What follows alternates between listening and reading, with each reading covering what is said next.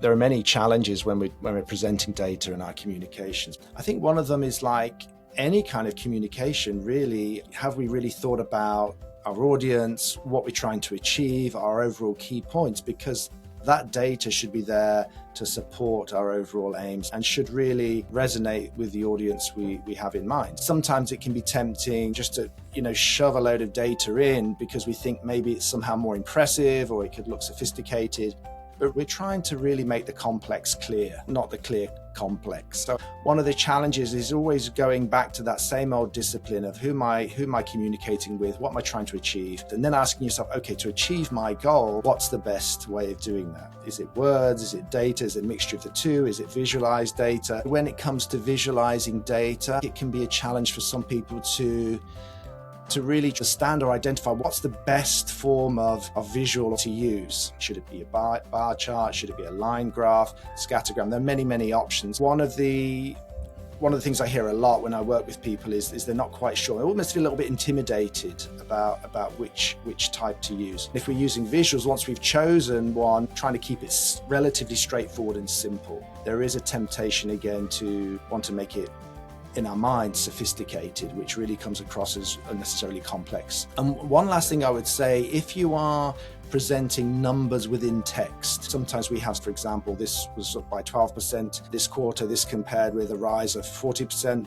from the quarter before, and so on, so on, so on. It's really hard for the reader to grasp it. So if you're in that situation, be more selective. Just focus on the numbers that matter, but also draw out the implications. What does that mean? What does that percentage rise mean? Is there a trend? Are there risks to that? So we're trying to draw out the impact and not just throw data at our readers. We have to join the dots for them as well. With data visualization, there are quite a few things that people find difficult. One is really trying to make the graphic really intuitive for the audience. You could do the test on yourself. If you're looking at a graphic of some sort, if you find yourself frowning, that it may not be succeeding, because it really should be intuitive. So there are a few key ingredients that we need to pay attention to make our data visualizations really have the impact we want. One is to make sure the message comes out really clearly in that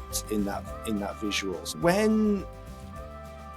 When someone is creating some sort of graphic, they imagine someone, first they're reading the text, and then they're going to go to the graphic, and then they're going to read some more text. But in fact, what happens is people tend to jump around. Their eyes are drawn to a visual. So they might start with the visual, and if that's interesting, then they might read the text. So we have to make sure that the visuals we present tell a story by themselves, because we must assume that some readers will only read that. And if that doesn't make a sense by itself, then the risk increases that they won't go into your narrative. So one of the key things is bringing out the message, keeping it very simple, removing any clutter, anything unnecessary, and then trying to direct the eye.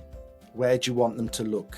And we can do that in lots of different ways. There's lots of different ways you can direct the eye to say, look at that, but this is where I want you to look.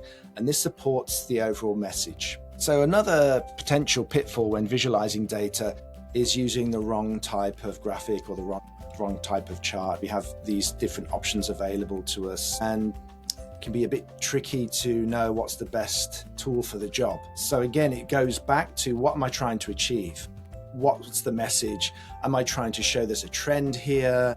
If it's a trend, maybe a line graph would be a good choice. Am I trying to compare quantities over time? Maybe a bar chart. Am I showing proportions? Could be a pie chart.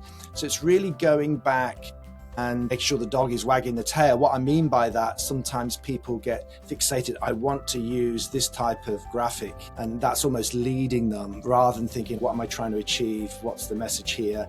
What's the best tool for the job? So it really, everything falls into the place if we can go back to our audience focus and our objectives. Another challenge to be aware of is perhaps sometimes the overuse of visuals when actually words might be better.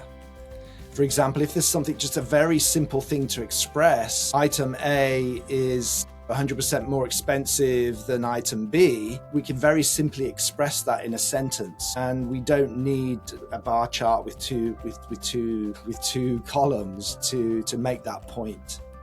So by all means, use all the tools at your disposal, but sometimes simple words can also be the best choice. Well, stories are a really powerful form of business communication, and I think probably often underused, and we can use stories in many contexts in business. But when it comes to using data as part of that, really the options are very broad, because in any kind of story journey, we have some sort of beginning, what's the current situation. There's usually some sort of issue to address or problem to solve or an opportunity to take advantage of.